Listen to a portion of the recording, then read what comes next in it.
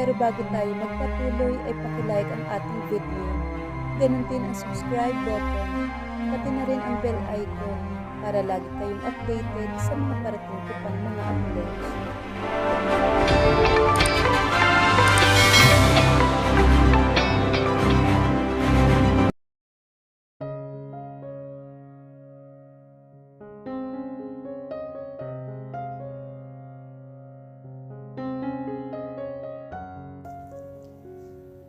Magkasalikop ang kamay ay binabagtas nila ang daan papalabas ng bahay ni Ryan.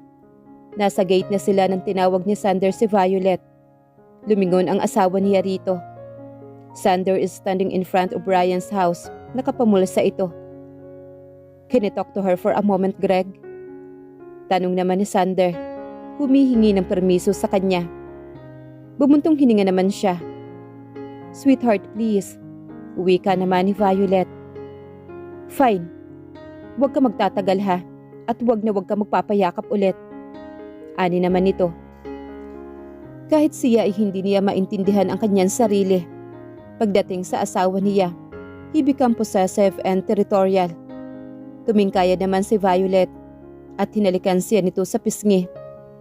Thank you. Ani pa nito. Go, para makaalis na tayo. Tumalikod ang asawa niya. Violet walks towards Sander. Mabilis siyang tumalikod at nagpatiuna na sa sasakyan. Dumaan ang 30 segundo, ngunit wala pa rin ang asawa niya.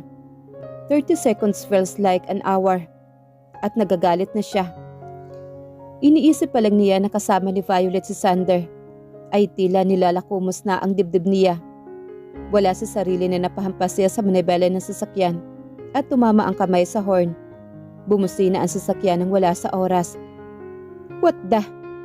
Malakas na sigaw ng isang lalaki sa unahan ng sasakyan. Medyo may kadiliman kaya hindi niya iyon naaaninag.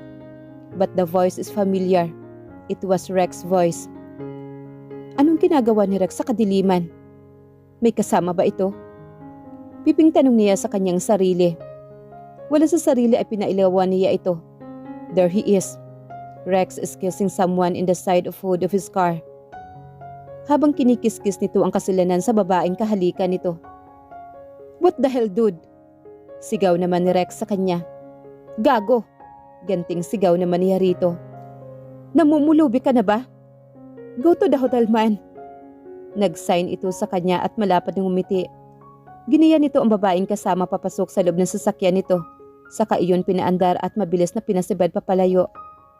What a single life. You can just simply intimate with anyone you like. Isang buhay na meron siya noon. At hindi pa niya nakikilala ang kanyang Violet. Ang kanyang Violet na nagpabago ng lahat sa kanyang paligid.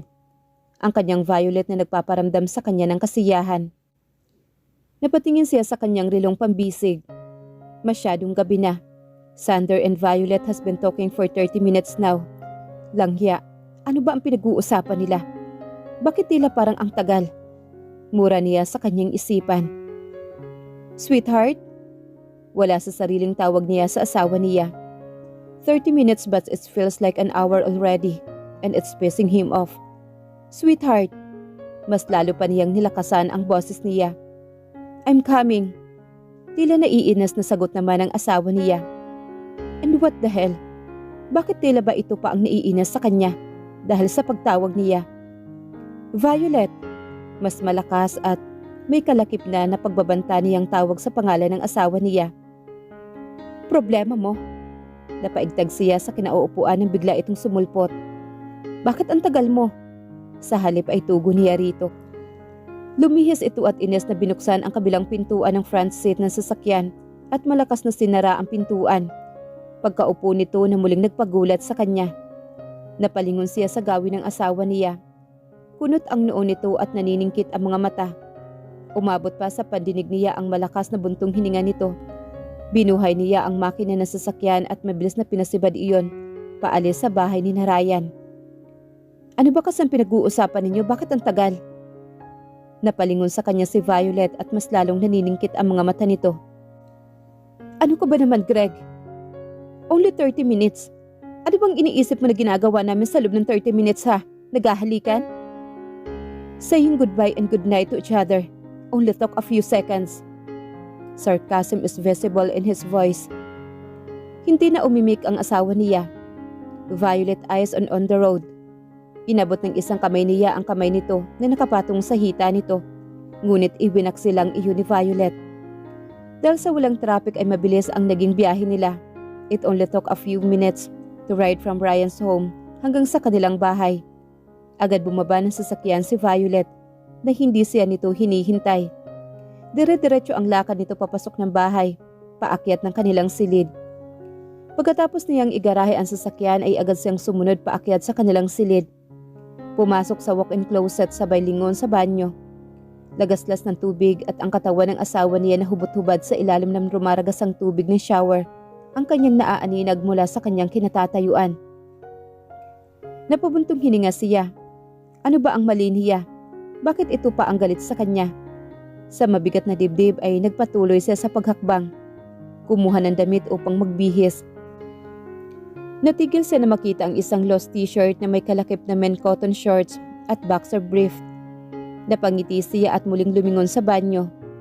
Tumigil na ang lagaslas ng tubig at naaninag niya ang pagpunas ni Violet sa hubad nitong katawan. Biglang nabuhay ang ibabang parte ng katawan niya. Wrong move. Magtiis muna tayo, buddy. Wala si Commander sa mood. Kausap niya sa kanyang sarili habang naguhubad ng kanyang long sleeve polo. Kasunod ang pantalo niya. Akma niyang susuotin ang damit na inihahanda ng asawa niya nang bigla itong lumabas ng banyo. Hindi ka malang ba mag-half bath? Bago magbihis? Ani nito na nagpapitlag sa kanya. I'm tired. Maikli naman niyang sagot dito. Hindi na ito umimik. Lumapit ito sa kanya sabay hablot ng sariling damit nito at muling bumalik ng banyo. What? Doon sa banyo siya magbibihis? Hindi ba pwedeng sa tabi niya? Mabilis na nagbihis at inis na ibinato sa dirty clothes basket ang kanyang hinubad na damit at muling naglakad pabalik sa kanilang kama. Sumampa siya sa kama. Inabot ang laptop sa side table at sinuot ang transparent eyeglasses niya at inabala ang sarili sa laptop. Nanigas siya ng maamoy ang natural scent ng asawa niya. Lumapit ito sa kanya ngunit hindi siya nag-angat ng tingin. Hinayaan niya ito. Umupo ka nga ng maayos. Singhal na utos nito sa kanya. Nag-angat siya ng tingin. Nakita niya ang bitbit nitong medicine kit. An instinct told him na pantayan ang katarayan ng asawa niya. Muli niyang ibinalik ang atensyon sa laptop. Kaya sa halip na sumunod siya ay mas pinili niyang manatili sa kanyang kinauupuan at hindi umiimik. Grego! Napaangat ang puwit niya sa kanyang kinauupuan at napalingon kay Violet. Nakikita niya ang naiinis na mukha ng asawa. Napalunok siya. Umayos ka ng upo mo at gagamutin ko ang sugat mo. Inis at may diin itong sabi sa kanya. Stand your ground. Bulong naman niya sa kanyang sarili. It's okay, never mind. Matulog ka na. Fine, matutulog na ako. Kaya please, doon ka sa couch matulog. Matigas naman na sabi ni Violet. Bigla siyang naalerto at napatingin kay Violet. Matamang tinitigan niya ang mukha nito. Seriousness is visible in his wife's facial expression. Kunot ang noo nito at kumikibot ang mga labi nito. Pinipilit niyang ngumiti kahit panay ang tambol ng kanyang dibdib. Umusod siya sa harap nito, sabay yakap sa balingkinita na katawan ng asawa niya. Sweetheart naman, walang ganyanan. Kapag tampo, tampo lang, walang hiwalay ng higaan. Aniya sabay subsob na mukha sa tiyan ng asawa niya. Sweetheart, tumingala siya rito. Sorry na. Sa couch ka matulog, Grego. Please lang, inaantok na ako. Pilit tinatanggal nito ang mga bisig niyang nakapulupot sa balingkinita nitong baywang. Napabuntong hininga naman siya. Okay, fine. Aniya sabay baba ng kama at kuha ng isang unan. Nakailang hakbang na siyang muli niya itong lingunin. Sweetheart, sigurado ka ba? Hindi na ba talaga magbabago ang isip mo? Tanong pa niya rito. Ngunit hindi ito umimik sa kanya. Sumampa ito sa kama at nahiga sabay talukbong ng kumot. Sweetheart, matutulog ka na ba? Hindi ito sumasagot sa kanya. Sweetheart, good night. Ani pa niya rito. Sweetheart, sobrang mahal na mahal kita. Aniya sa mas lalong pinalambing na boses. Nakita niya ang paggalaw ng kumot. Shit, is she crying? Tanong niya sa isip. Akma siyang tatayo ngunit bigla itong bumangon at bumaba ng kama. At tinakbo siya nito ng yakap sabay dagan sa kanya. Lumundo maging ang couch ng kanyang kinahihigaan. Shit, sweetheart. Are you okay? Ayaw niya itong nakikitang umiiyak. Dahil tila nilalakumos ang dibdib niya. Sweetheart, please. I'm sorry. I'm at fault. Tahan na. Please. Pag-aalo niya rito. Umangat naman ang mukha ni Violet. Namumula ito maging ang labi ay malapad ang pagkapunit at umaalog maging ang balikat nito dahil sa matinding pagtawa nito. And I love you more, Grego. Patuloy ito sa pagtawa sabay subsob na mukha sa kanyang leeg. It's a prank, sweetheart. Sweetheart, it's not funny. Singhal naman niya rito. I'm sorry. Umangat ito na mukha at matamang nakatitig sa kanya habang walang patid ang ngiti nito. Sorry na. Ani pa uli nito. Pinakunot niya ang noo at pinagsingkitan ito ng mga mata. Hindi siya nagsalita at iniiwas niya ang tingin mula sa mukha ng asawa niya. Ngunit hindi nagpatinag ang asawa niya. Hinawakan siya nito sa magkabilang pisngi at pinirmi ang mukha niya. I said I'm sorry. Hinalikan siya nito sa noo. Sa pisngi sa ilong hanggang sa mapadako ang tingin nito sa mga labi niya. Sweetheart, sorry na. Ani nito habang nanatiling nakatingin sa kanyang mga labi at panay ang pagkurap-kurap nito ng mga mata. Ang kaninang inis ay tuluyang nalusaw. Nakanguso ang labi niya sa matinding pagpisil nito sa magkabila niyang pisngi. I love you, Greg. I love you. I love you. Sabay patak na magagaan na halik sa kanyang labi. Niyakap niya ito na mahigpit. Paano ba ako magagalit sa'yo? Kung isang halik at yapos mo lang, nanlalambot na ang puso ko. Wika naman niya rito at mariing hinalikan ito.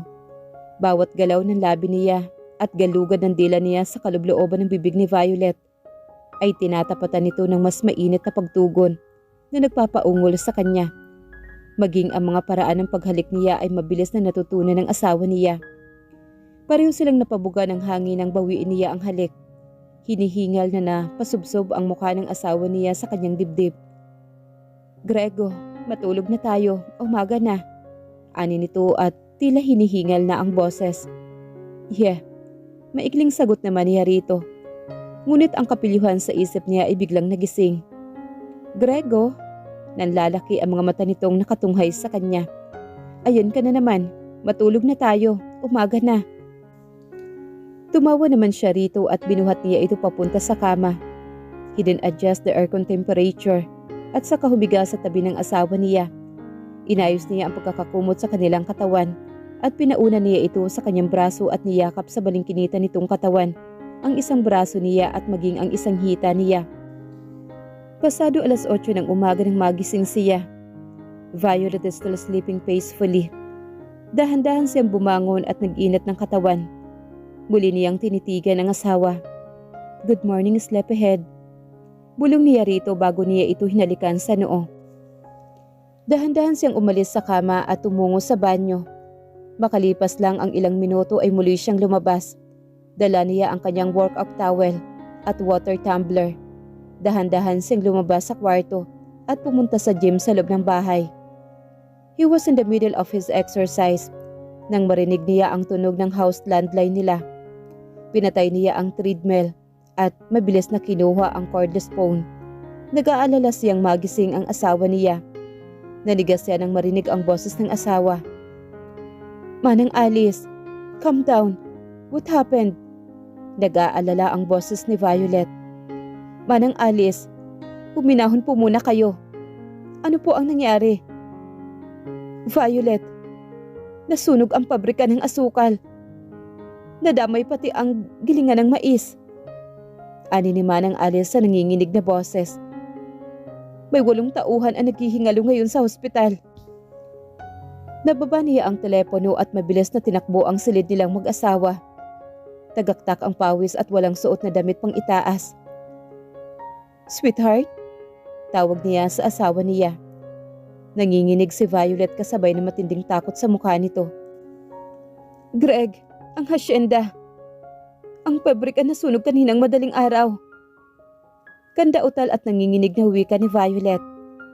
Mabilis niyang inagaw ang landline phone at itinapat iyon sa kanyang tainga, kasabay ng malalim na buntong hininga. "Manang, ano ho ang nangyari?" "Senyorito," nanginginig ang boses ni Manang Alice. "Nagkaroon ng sunog kaninang madaling araw. Nasunog ang pabrika at umabot sa gilingan ng mais." Ramdam niya ang matinding pag-alala sa boses ni Manang Alice dahil dinig pa niya ang hikbi nito mula sa kabilang linya. Napahilamos siya sa kanyang mukha at napahilot sa kanyang sentido. Pagkatapos makausap si Manang Alice ay agad niyang pinatay ang telepono. Napalingon siya sa kanyang tabi. Wala na doon ang asawa niya. "Sweetheart?" Tawag niya rito. Lumabas ito mula sa walk-in closet. Nakasuot ng black jeans and plain white t-shirt. Namumula ang ilong nito. Maging ang mga mata ay may munting pangpatak ng mga luha nito. "Where do you think you're going?" Nakapamaywang niyang tanong dito. "Sa hasyenda," ani nito habang pinupunasan ang luha na walang tigil sa pagpatak mula sa mga mata nito. "Kailangan kong puntahan ang pabrika. Dalawin ang mga nag-aagaw buhay sa hospital." Muli siya napahilamo sa mukha at pabagsak na ibinaba ang dalawang palad at bumuntong hininga.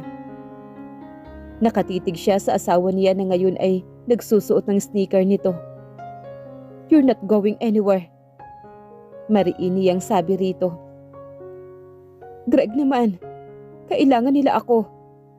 Nakataas ang dalawang palad nito sa ere habang hilam ang luha sa mga mata nito. Lumapit siya sa asawa niya. Kinabig niya ito sa magkabilang balikat at mahigpit na niyakap. "Sweetheart, relax. Please, hayaan mong ayusin ko ito. Ako ang mag-aayos nito. Dito ka lang." "Pero Greg..." "Wala nang pero-pero, sweetheart. Look at yourself. Nandito ka pa lang at hindi mo pa nakikita ang nasunog na pabrika. Hindi mo pa nakikita ang mga biktima ng sunog. Pero nagbe-breakdown ka na." Itinaas niya ang dalawang palad at kinulong niya sa dalawang palad ang mukha ng asawa niya. Nanatili itong umiiyak. "Tatawagan ko si Felicity," aniya at muling niyakap ang asawa niya. "We will transfer the victims to the Quijano's Hospital. So please stop crying." Kumalas siya sa pagyakap sa asawa niya at agad dinampot ang kanyang cellphone. Palakad-lakad siya sa loob ng silid habang hawak ang cellphone na nakalapat sa kanyang tainga. Hinihintay na sagutin iyon ni Felicity. Nakailang ring pa bago may sumagot sa kabilang linya. "Hello, who the hell are you?" Inis na boses ni Felicity. "Felicity, I need your help." "What the hell, Greg? You ruined my routine. May mas mahalaga sa morning routine na sinasabi mo. I need your help." He was almost shouting at Felicity. He felt frustrated. Lalo pa at nakikita niya ang walang patid na pag-agos ng luha sa mga mata ni Violet. "May mas mahalaga pa ba sa rumaragas ang hormones ko, Greg?" Napamura naman siya sa kanyang isipan. Kahit kailan talaga ang bibig nito ay walang preno. Minsan naiisip niya baka ginayuma lang nito si Randolph. "I don't care about your hormones, Felicity. I need your help with this emergency." Singhal naman niya rito. "Hello dude, good morning." "Randolph?" Naninigurado na tanong niya rito. "Yeah, it's me," ani nito. "Shit, Felicity, stop." Dinig niyang baling nito kay Felicity mula sa kabilang linya.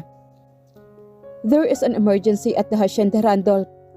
Nasunog ang pabrika ng asukal at mayroong 8 kritikal na trabahador ngayon sa provincial hospital. I need Felicity's help to transfer the victim to Quijano's Hospital." Napabuntong hininga naman si Randolph. "Wait a moment, dude. Don't hang up." Paalam nito sa kanya. "Felicity, please. This is an emergency. We will take good care of that hormones of yours next time. Please. Dinig niyang sabi uli nito kay Felicity. Nakikinita niya sa kanyang balintataw ang pagkunot ng noo ni Randolph. Napabuntong hininga siya. Hindi man niya kaharap ngayon si Randolph at Felicity, but Felicity's picture vividly played in his mind. Sigurado siyang nayayamot at nagdadabog ito, lalo na at hindi nito nagawa ang gusto. A spoiled brat daughter of Lieutenant General Quijano. Walang hiya ka talaga, Greg. Alam mo bang bitin na bitin ako? Walang hiya ka talaga. Ilang pasyente ba ang kailangang i-transfer? Tanong naman ni Felicity. Ang sarap talagang plastera ng bibig ng babaeng to. Sa isip naman ni Greg. 8, Felicity. 8. Sagot naman niya rito. Okay, don't hang up. I will connect the call to the hospital. Ani naman ito sa kanya. Ilang sandali lang ay nakausap na nila ni Felicity ang hospital at nagpadala agad ang Quijano sa hospital ng 4 na ambulance at 8 paramedics para sunduin ang 8 na sinasabing critical na trabahador. Okay na, singhal naman ito sa kanya. Pag ako hindi pa mabubuntis nito, Greg, idadamay talaga kita. Galit na wika nito. Hindi niya alam kung matatawa siya o mayayamot. Ngunit ang mahalaga ngayon ay nasolusyonan ang problemang kinakaharap ng hasyenda. Muli siya napatingin sa asawa niya. Naglalakad ito parot parito sa loob ng silid. Nasa baywang ang kamay habang kagat-kagat nito ang kuko sa isa pang kamay. Nakikita niyang nahihirapan ito. Muli na naman siyang napabuntong hininga. Nilapitan niya ito at hinawakan sa magkabilang balikat upang patigilan sa paglalakad ng paruot parito. Sweetheart, everything will be fine. Pupunta ako ng hasyenda. Riresolbahin ko ang problema.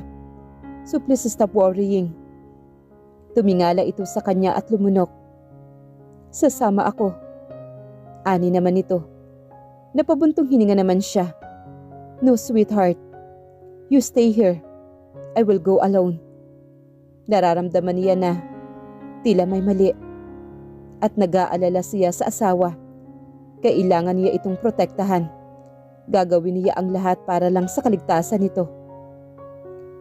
Pero Greg, please sweetheart, please. Napayuko ito at huminga ng malalim. Saka muling tumingala sa kanya.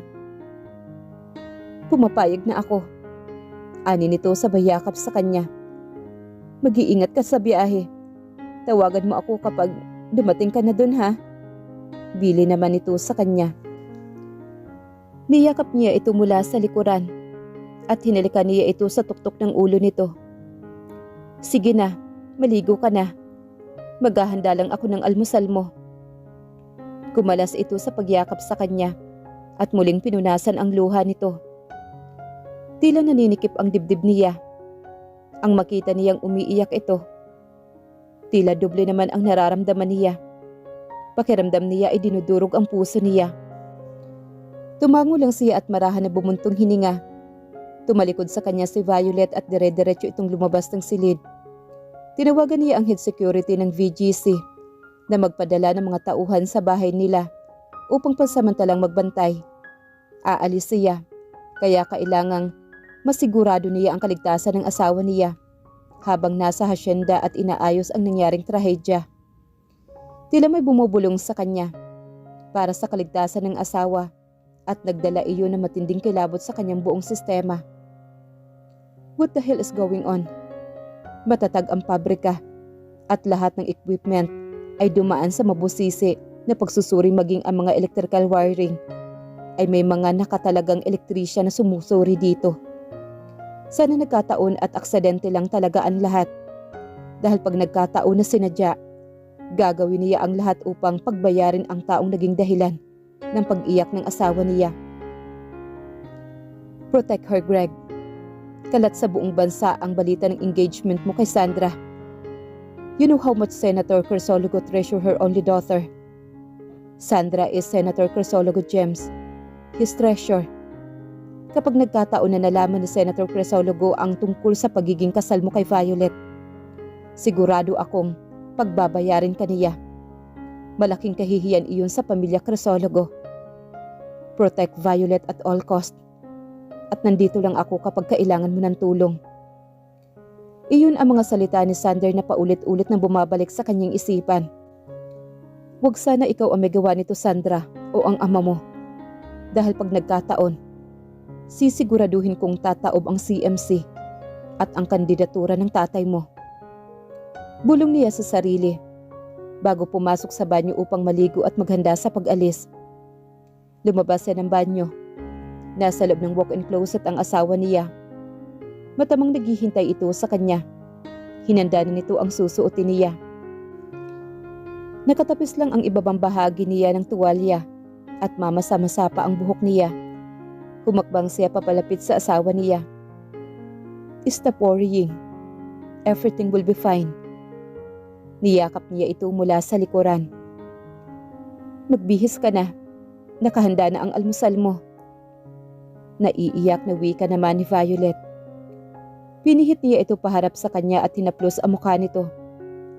Gusto mo ba talagang sumama? Tanong naman niya rito. Bigla na lang sumagi sa isip niya na baka mas makakabuti na lagi itong nasa tabi niya para masiguro ang kaligtasan nito. Pwede?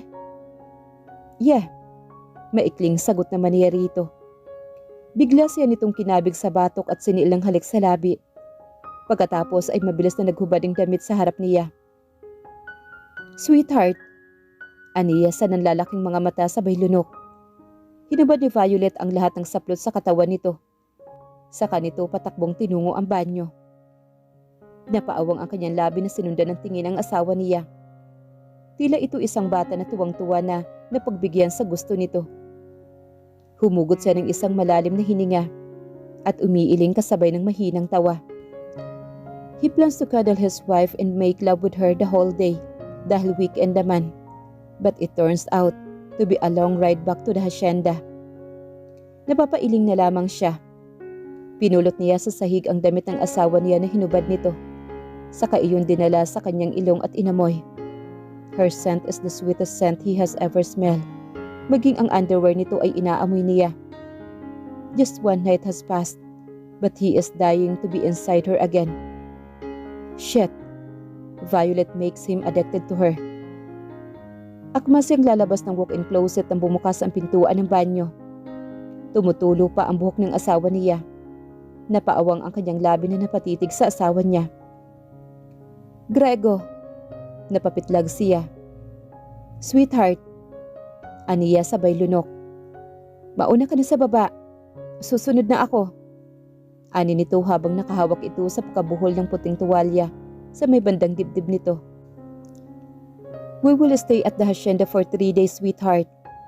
Besides, sa Thursday night pa naman ang charity ball. Aniya rito. Mas lalong lumiwanag ang mukha ng asawa niya at ang kaninang pag-alala ay unti-unting napawi.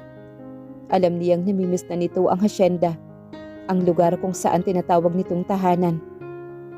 Dahan-dahan itong lumapit sa kanya. Hinawakan nito ang palad niya at pinisil. Tumingala ito sa kanya at ngumiti, kasabay ng muling pagpatak ng luha nito. Salamat sa lahat, Grego. Ani nito. Sweetheart, stop. Please stop crying. Problema natin to. Problema natin to, sweetheart. Asawa mo ako. Mag-asawa tayo. Problema mo, problema ko. Dahil iisa tayo. So please stop crying. Pinahihirapan mo to. Turo niya sa kanyang dibdib. Marahan itong nagpakawala ng mahinhing tawa. Sorry. Ani nito sabay pahid ng luha nito. It's okay, sweetheart. Kinabig niya ito at hinagan kasabay ng paglandas ng palad niya papaloob sa tuwalya, partikular sa gitnang bahagi ng mga hita ng asawa niya. Napaatras naman ang puwitan ni Violet. Ngunit, nandoon na ang kanyang kamay at hawak na niya ang pagkababae ng kanyang asawa. My body said, he must little fufu. Greg, anin to sabay tulak sa kanya. Umayos ka, tatadyakan talaga kita. Ani pa nito. I'm getting so hard, sweetheart. And it's your fault. So please, don't you ever dare stand naked in front of me again. If you don't have any plan of making love with me. Because it's torture. Sweetheart, it's torture. Tinadyakan siya nito sabay karipas ng takbo papunta sa vanity mirror. Mauna ka na sa baba, manyak ka talaga. Ani nito sabay ng panlalaki ng mga mata. Tumawa naman siya. I will wait for you downstairs, sweetheart. Sabay kindat niya dito. Kahit panandalian ay nakalimutan nila ang problemang kinakaharap. Problema na alam niyang malulutas niya at kakayanin niya dahil may isang Violet na siyang pinaghuhugutan ng lakas. Violet na nagbibigay sa kanya ng inspirasyon at kasiyahan. Kahit gaano man kahirap ang mga susunod pang mangyayari, alam niyang malalagpasan niya iyon. Ngayon pa ba siya panghihinaan ng loob? Ngayong hindi na siya nag-iisa. He will do everything to protect her and protecting his happiness. Tunog ng cellphone niya mula sa bulsa ng kanyang khaki shorts ang nagpagulat sa kanya. It was a call from Daniel. Hello, Daniel. Dude, Violet face is on the headline. What the hell, dude? Tila siya binuhusan ng malamig na tubig mula sa narinig. What news? Online news or newspaper? Channel 7 and Channel 2. Morning headlines. Wika naman ni Daniel. Do something, dude. Malakas na bulyaw niya rito. Sabay paglingalinga sa paligid. Nag-aalala na baka marinig ng asawa niya ang pinag-uusapan nila ni Daniel.